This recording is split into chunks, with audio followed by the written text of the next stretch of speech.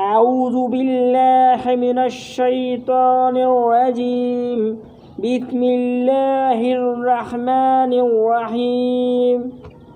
तमाम दोस्तन जो शुक्रगुज़ार आहियां जिन्हनि हिन बाबरकत महफ़िल में अची करे सवाब इदारनि हासिल कई।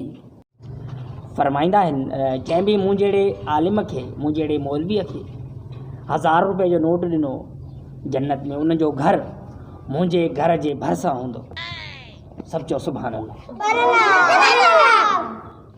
ऐं जंहिं असां मौलवियुनि जी क़दुरु न कई उहो जहन्नम हाविया में जहन्नम जो बल बणिबो। मुंहिंजी साहब हिकिड़ी ॻाल्हि पुछां? हिकु न ॿ ॻाल्हियूं पुछ पुट। तव्हां हमेशह दोज़ख जहन्नम जूं ॻाल्हियूं कंदा आहियो, कॾहिं अलाह पाक जो रहमत बि बयानु कंदा आहियो?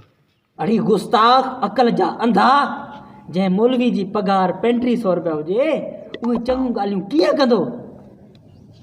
अगरि जन्नत खपई त मौलवियुनि जी इज़त कर, मौलवियुनि ते ख़र्च कर। ॻाल्हि सम्झ में आई पुट? हाणे उहे कहिड़ा अज़ीम इंसान आहिनि जेके हिकु 1000 रुपयो लिखाइनि। मुंहिंजो हिकिड़ो मदरसो आहे जंहिंमें 1900 मुसाफ़िर तालीम हासिल करे रहिया आहिनि। इन लाइ हिन ॻोठ में अचणु थियो, दिलि खोले ताउन फरमायो।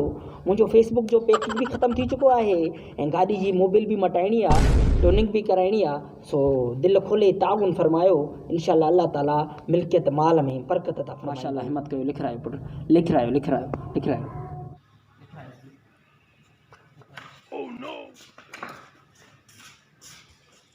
ला हौल वला कुवत, ला हौल वला कुवत। अल्लाह कंदो तव्हांजा बच्चा बुख मरंदा, अल्लाह कंदो तव्हांजे ॻोठ जी बिजली कटिजी वेंदी, अल्लाह कंदो सॼा कर्ज़ ई थी वेंदा। तव्हां हिकिड़े आलिम जी तौहीन कई आहे।